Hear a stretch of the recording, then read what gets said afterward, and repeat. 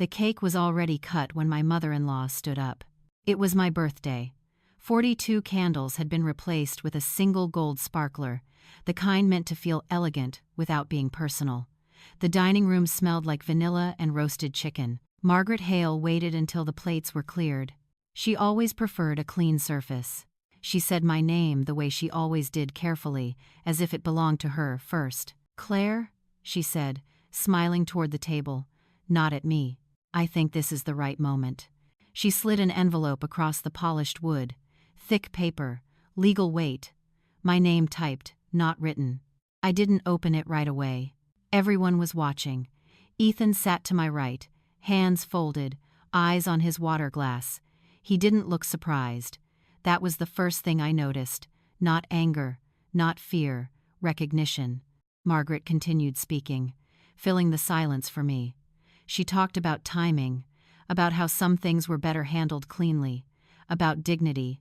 She said this was a gift, clarity, she called it. When I finally opened the envelope, the room went quiet in the way it does when people think something dramatic is about to happen. Divorce papers.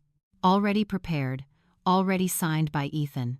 No date missing, no blanks left open. I read them slowly. Not because I needed time to understand, but because speed would have been misinterpreted as emotion. There it was, a settlement outline, asset separation, a clause on spousal support that caught my attention not because of the number, but because of the assumption behind it. Someone believed I had nothing of my own. Margaret leaned back in her chair. She looked relieved, as if the difficult part was over. "This doesn't have to be ugly," she said. "We've all tried." I folded the papers once, then again. Clean edges, no shaking hands. If you've ever been in a room where everyone expects you to break, you know how loud silence can be. I let it sit. Ethan finally spoke. "Mom thinks this is best." He didn't say for us. He didn't say for me. I looked at him then. Really looked. His jaw was tight, but his posture was relaxed. This had been decided somewhere else, sometime earlier. Tonight was only the delivery. Margaret watched my face for signs, tears, protest, embarrassment. She had staged this carefully, public enough to discourage resistance, polite enough to look reasonable. I stood up. Chairs shifted.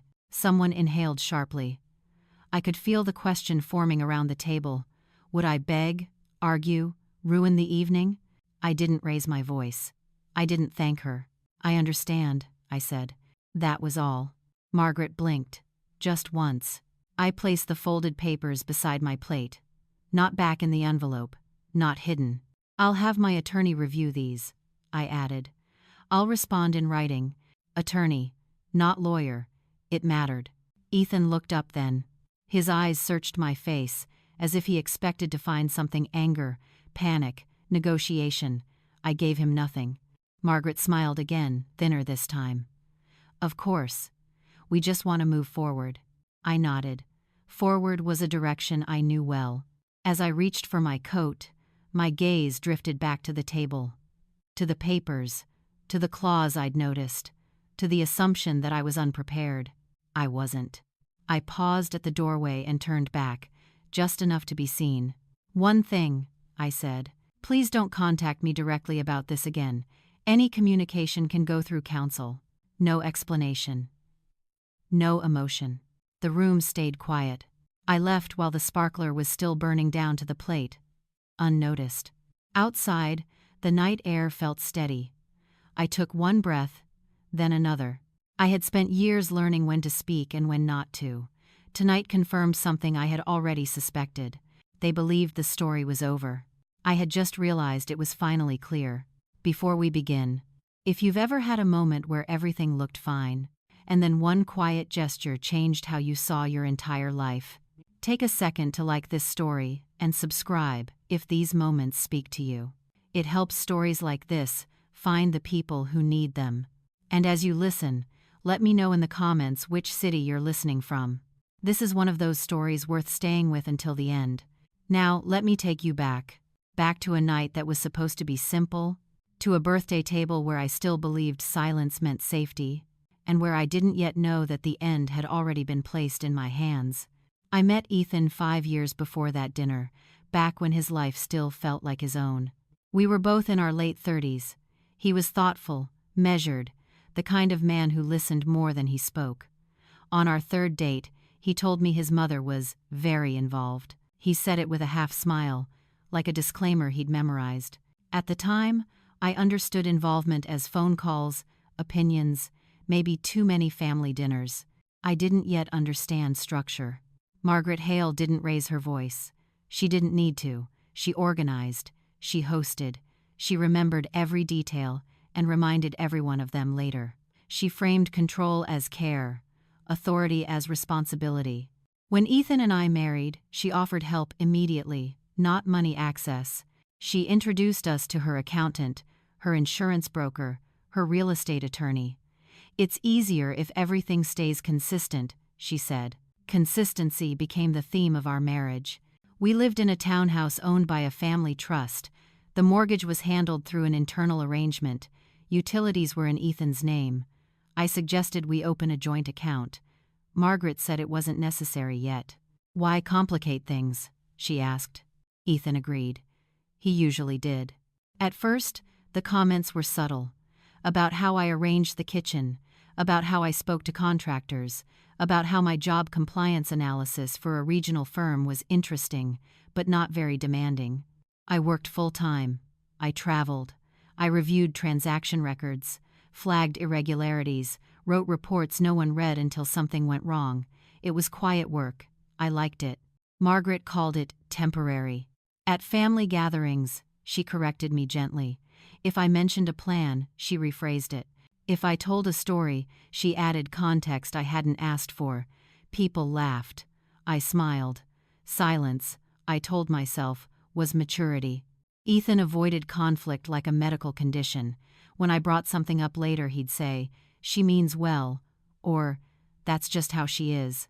After the first year, I stopped bringing things up. We tried for a child, or at least, we talked about trying. Margaret scheduled appointments, suggested specialists, asked questions that weren't really questions. When nothing happened quickly, she stopped asking me and started speaking to Ethan directly. I became a topic discussed elsewhere. There were moments, small, sharp ones, that should have warned me. A credit card I didn't recognize on a statement, a tax document addressed only to Ethan.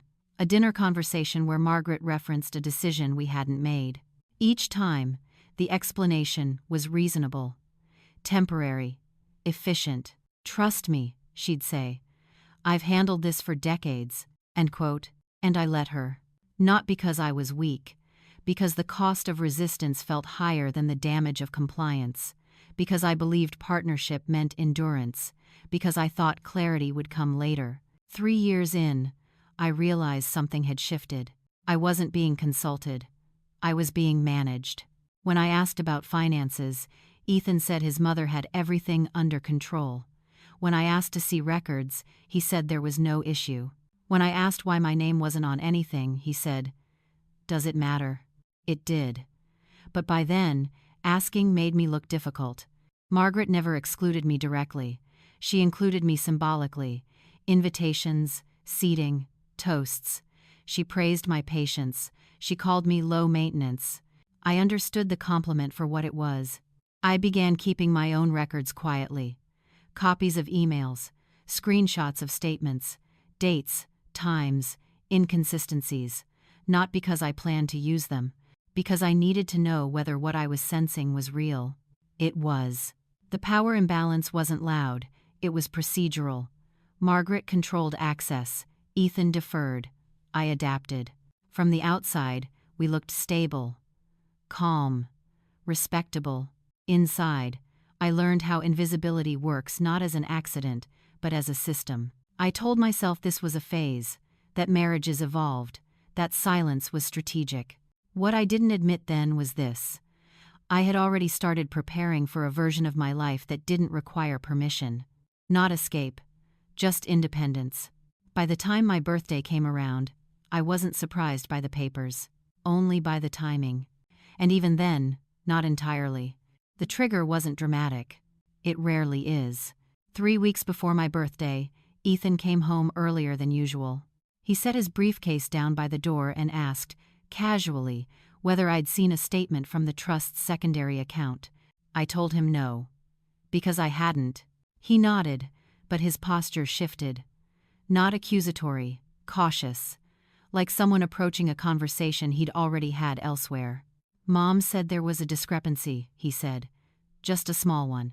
Small was one of Margaret's favorite words. Small meant manageable. Small meant already handled. I asked which account. He hesitated. Then said a number I didn't recognize. That night, after he went to bed, I opened my laptop. Not urgently. Methodically. I accessed my personal files first. The ones I'd kept quietly over the years. PDFs, emails, statements forwarded to me accidentally, then never again. Notes I'd written to myself after conversations that didn't sit right.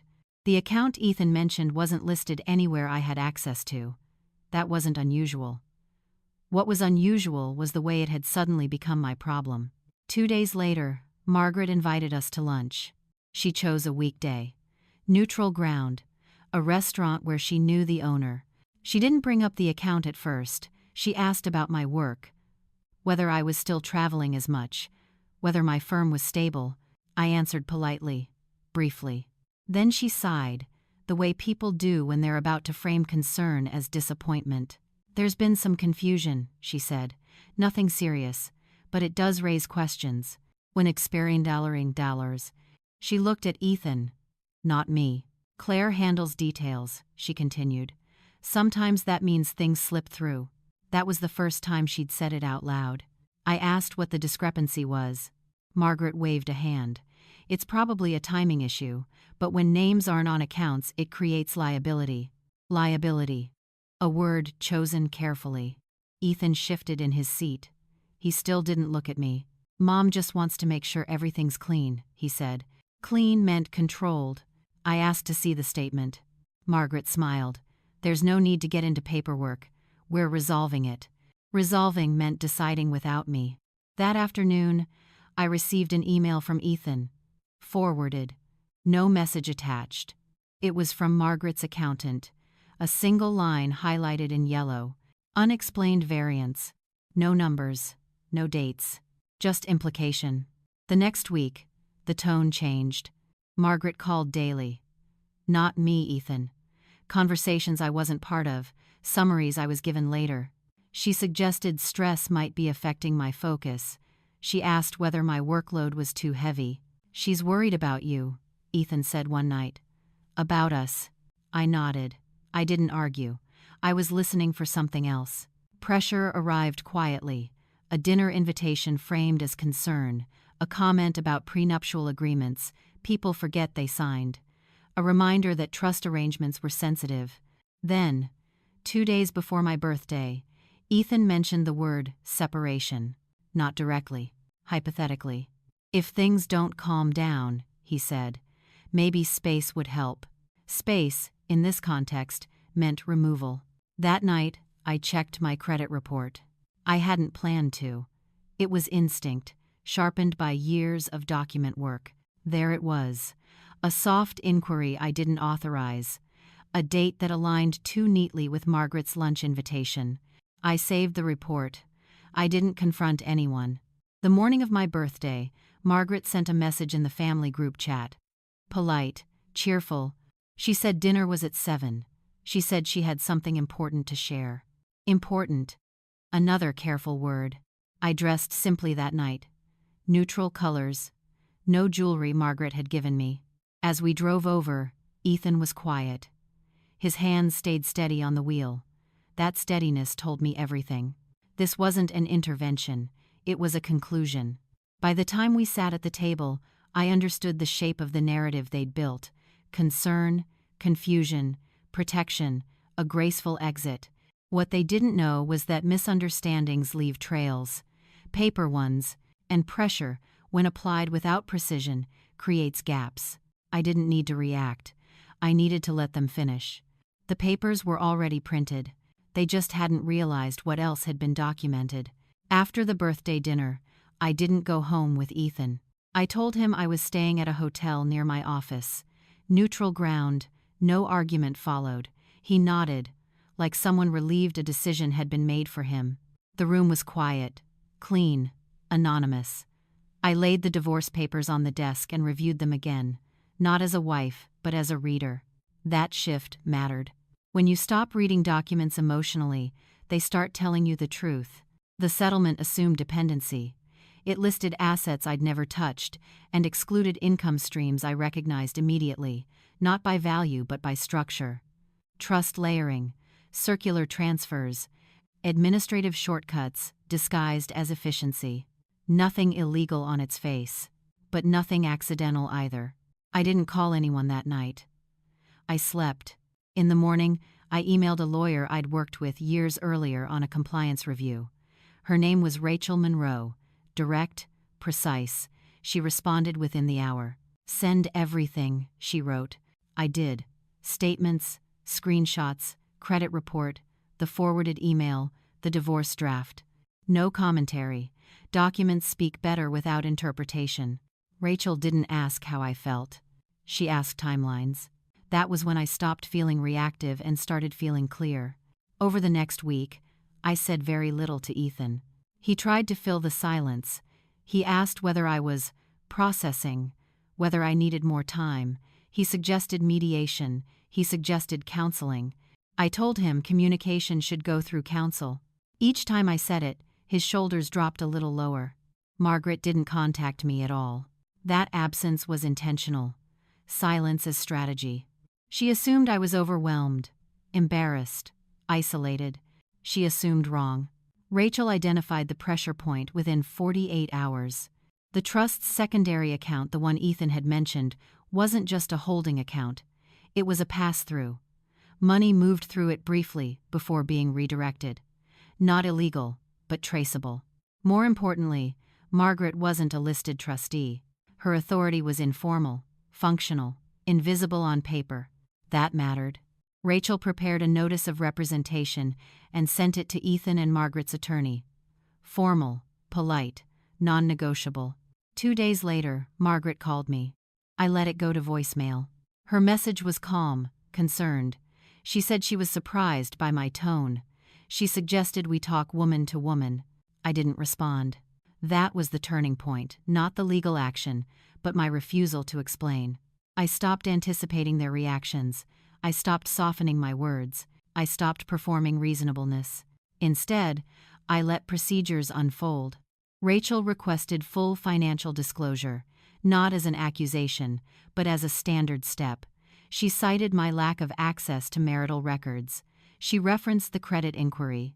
Margaret's attorney responded with delays, extensions, requests for clarification. Rachel denied them. Meanwhile, Ethan began to unravel. He called one evening, voice low. He asked why I was doing this so formally. I said nothing for a moment. Silence has weight when you don't rush to fill it. Because this is formal, I said. It always was. He didn't argue. He apologized, vaguely, for the situation, for the stress. He still didn't say for signing the papers. That was when I understood something important. This wasn't a marriage ending because of conflict. It was a structure failing because one piece had stopped absorbing pressure.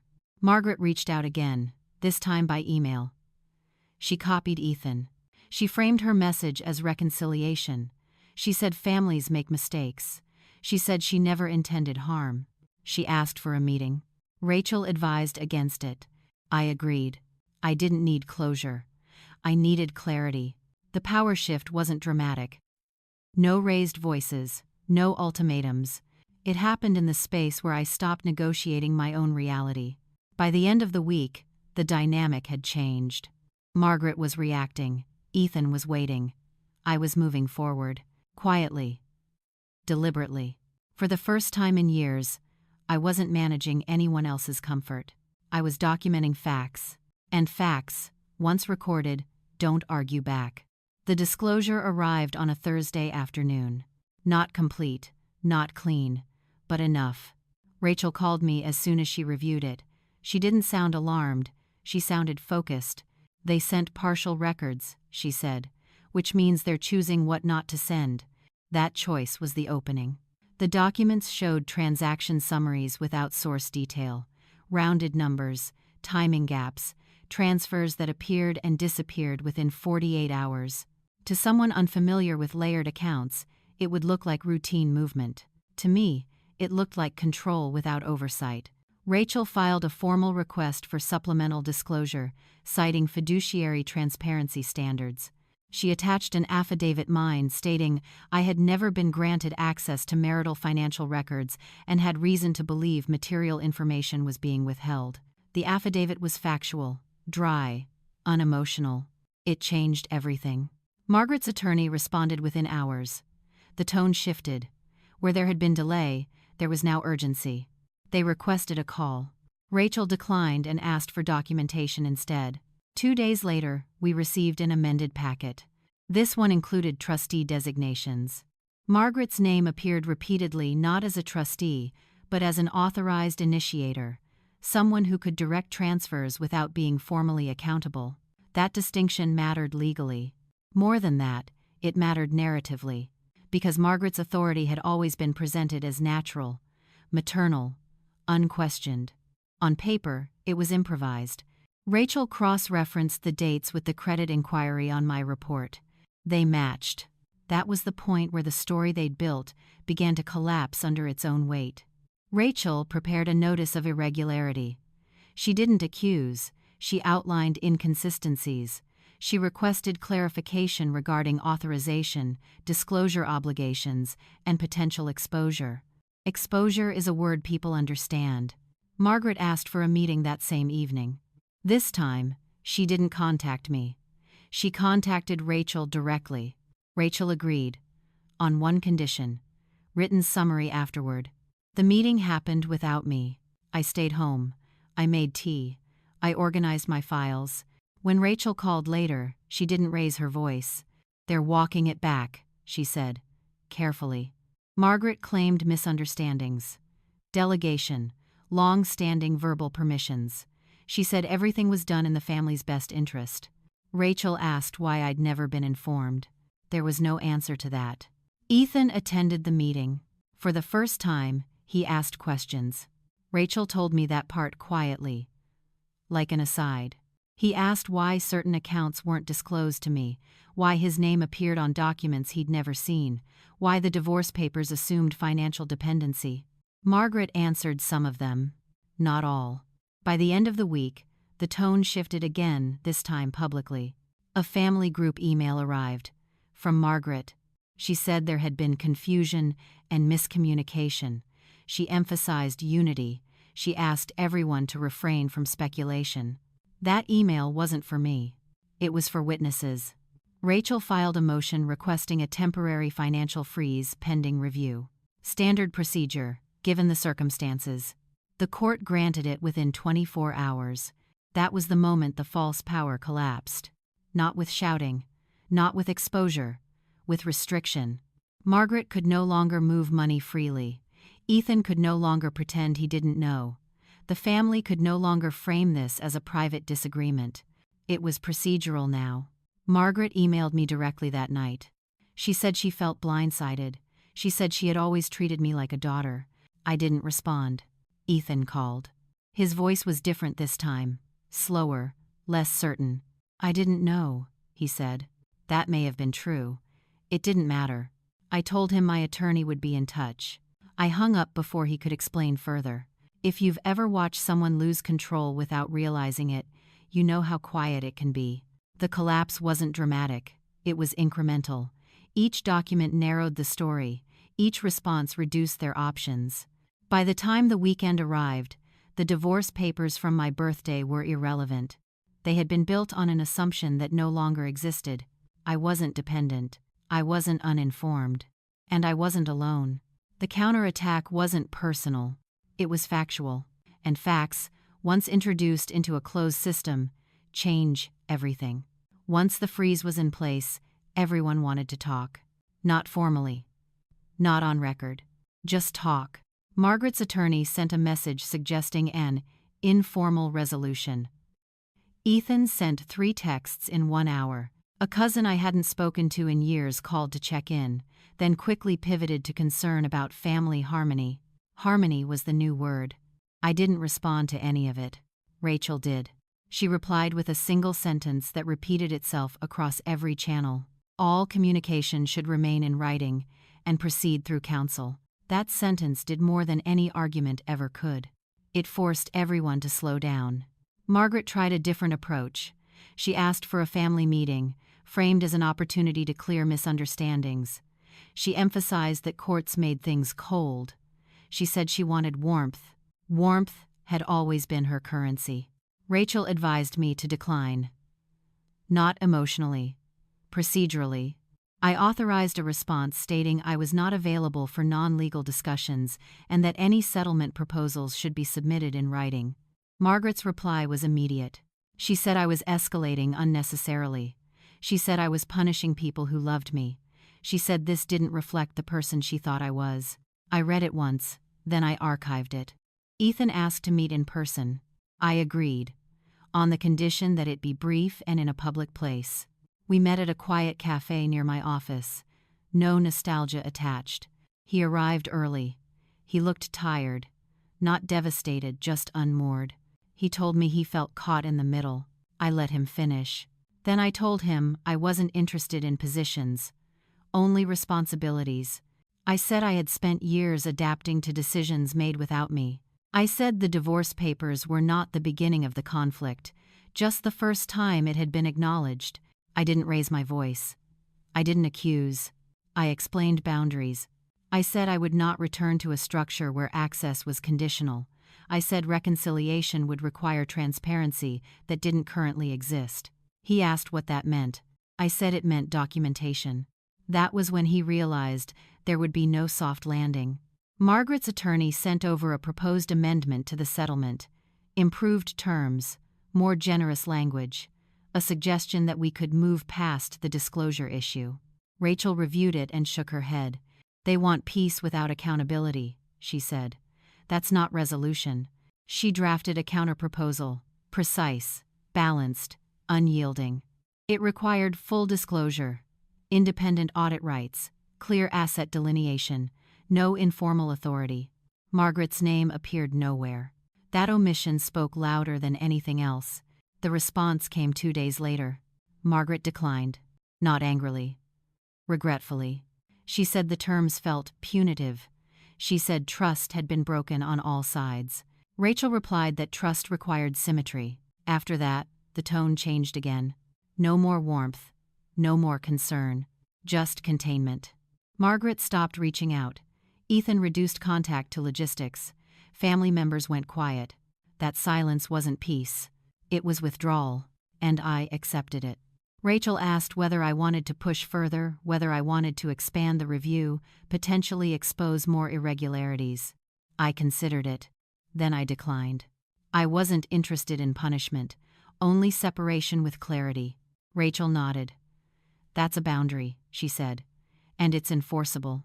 The court process continued, slow, methodical, impersonal. Margaret complied where required and resisted where she could.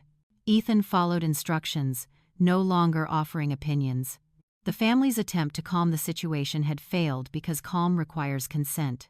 I didn't consent. Not to emotional bargaining, not to selective transparency, not to rewriting what had already happened.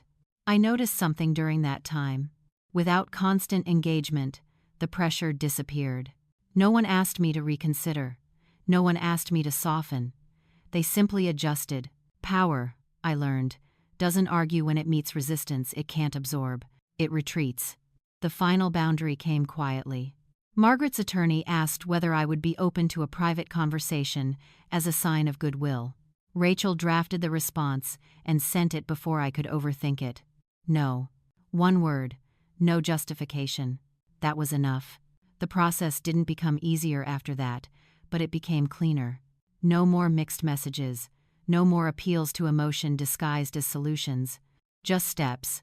Timelines. Compliance. And in that structure, I found something unexpected. Relief. Not victory. Relief. Because refusing to compromise didn't harden me. It clarified me. I had spent years explaining myself to people who weren't listening. Now, I was speaking only where understanding was required. Everything else could stay silent. The apartment I moved into didn't have a view. It faced a brick wall, 3 floors up, with one narrow window that let in morning light for about an hour. The lease was short-term, furnished, neutral. Exactly what I needed. I didn't tell anyone the address except Rachel. Ethan asked once. I said I wasn't ready to share it. He didn't push. That was new. The physical departure happened quietly. No boxes stacked on sidewalks. No dramatic exits. I collected my belongings in stages, always when Ethan wasn't home. Clothes, personal documents, books I'd bought before the marriage. I left behind anything that felt communal.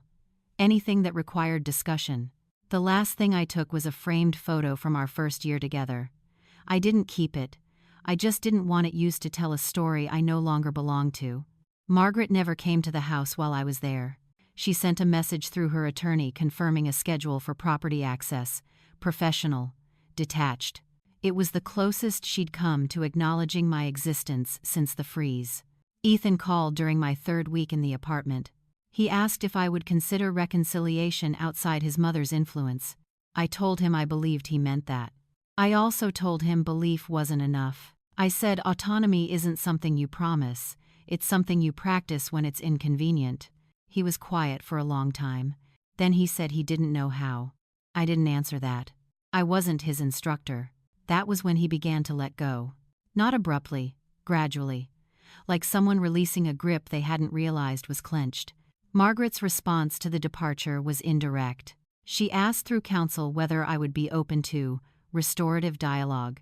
She framed it as closure, as maturity. Rachel forwarded me the message with no comment. I read it once. Then I declined. Closure, I had learned, is often another word for control. The legal process continued alongside the emotional distance. Papers were signed. Accounts were divided. Authority was redistributed. Margaret complied where necessary. She withdrew where she couldn't maintain leverage. Her power had always depended on proximity. Distance dissolved it. The moment I knew the departure was complete wasn't when the lease was signed or the final document filed. It was when Ethan stopped calling. Not in anger. Not in despair. Just acceptance. Weeks passed without contact, then months. I noticed the absence the way you notice a sound disappearing from a room you didn't realize was noisy. One afternoon, I received a message from Margaret. Not through counsel. Direct. She said she hoped I was well. She said she regretted how things had unfolded. She said she wanted peace for everyone. I read it carefully. Then I replied with a single sentence. I wish you the same. No warmth.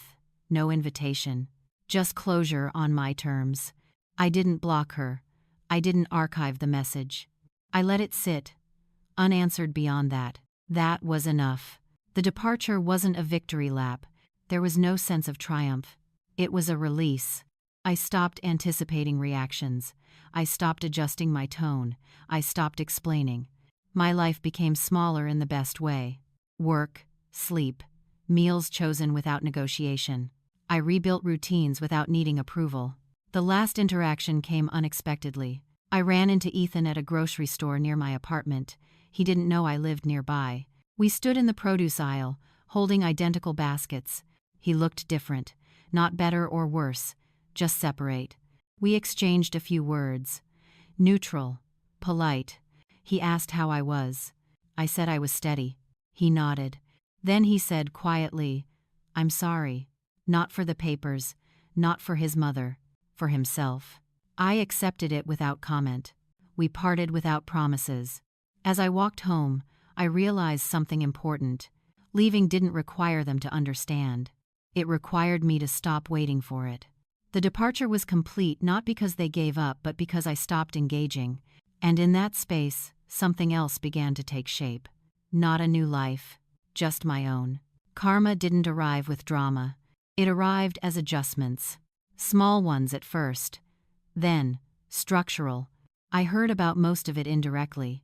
Through people who didn't realize they were reporting anything significant. Through fragments that surfaced when systems changed and routines failed to compensate. Margaret's authority narrowed. Not publicly. Not scandalously. Just practically.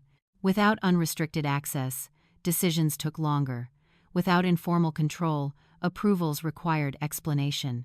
The people who had once deferred began asking for documentation.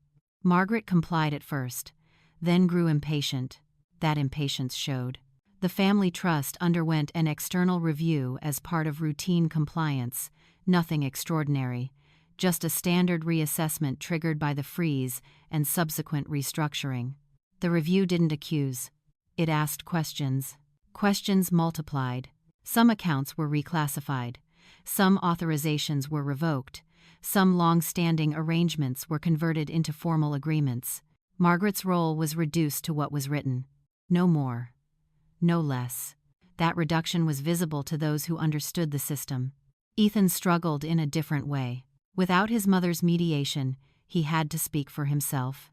At work, that meant decisions without cover. At home, it meant silence without explanation. He moved out of the townhouse and into a rental across town. He kept the furniture. He didn't keep the structure. People noticed the change. Not as failure, as absence. Family gatherings became smaller, less frequent. Margaret still hosted, but the tone shifted. Less confidence, more formality. Stories that once centered on control now ended early. No one confronted her. They adjusted around her. That adjustment was the consequence. I didn't attend any of it. My life continued on a separate track. I accepted a position at a different firm. Higher responsibility, more autonomy. The kind of role that doesn't need explanation. I changed my phone number. Not out of fear, out of preference. I invested in routines that didn't require reaction. Morning walks, late dinners, silence chosen, not imposed. The second outcome arrived quietly. A mutual acquaintance mentioned Margaret had stepped back from managing certain assets. Health reasons, she said. I didn't ask for details. Power often retreats under the guise of necessity. The third outcome was personal. I stopped flinching at paperwork. For years, documents had represented pressure, authority, decisions made elsewhere. Now, they were neutral again. Tools. The legal process concluded without ceremony. Final signatures, final transfers. No appeals. No last-minute overtures. Margaret didn't attend the final hearing. Ethan did. He didn't look at me. I didn't look at him. That wasn't bitterness. That was boundary. Afterward, Rachel and I had coffee. She asked how I felt. I thought about it. Unencumbered, I said. She smiled. That's a rare outcome. I walked home alone. The city felt unchanged. Busy. Indifferent. That indifference was a gift. The consequences continued to unfold without me. Margaret maintained appearances. She always would. But appearances require energy. And energy, once diverted to compliance, doesn't multiply. Ethan rebuilt slowly. Not upward. Sideways. Different job. Smaller circle. He learned to live without someone speaking ahead of him. Whether he learned to speak for himself, I didn't know. It wasn't my question anymore. The most significant consequence wasn't theirs. It was mine. I stopped explaining my decisions internally. I didn't rehearse conversations that would never happen. I trusted my reading of situations without needing confirmation. That trust changed how I moved through the world. Karma, I realized, isn't punishment. It's exposure. Not of wrongdoing, but of dependency. Margaret's power depended on silence. Ethan's comfort depended on avoidance. When those conditions ended, the system recalibrated. Naturally, without spectacle. The story didn't end with their collapse. It ended with my separation from it. That was enough. My next birthday was quiet. No dinner plans, no expectations, just a day off I'd scheduled weeks in advance. I woke up early, not because I had to, but because I wanted to. The apartment was different by then. Still small, still facing a wall, but it felt lived in, intentional. I made coffee and sat by the window while the city moved without noticing me. That felt right. My life had narrowed in a way that made it stronger. Fewer voices, clearer routines, decisions made once, then kept. I had learned something important over the year. Stability doesn't come from agreement. It comes from alignment. Work settled into a rhythm. I led a small team. We communicated directly. No unnecessary meetings. No soft language around hard facts. I was trusted because I was precise. I didn't confuse warmth with access anymore. Relationships changed too. I spent time with people who didn't require context, who didn't ask me to soften my edges to make them comfortable, who listened without waiting to redirect. I didn't talk about the divorce much. When I did, it was factual. One afternoon in early fall, I ran into Margaret. Not unexpectedly, not dramatically. It was outside a medical building downtown.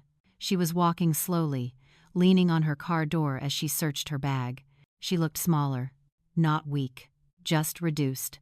We made eye contact at the same time. For a moment, neither of us moved. Then I nodded. She nodded back. No words, no apologies, no claims. That was the encounter. I walked away without replaying it. That was new. Later that month, Ethan sent an email. One paragraph. He said he hoped I was well. He said he'd learned a lot.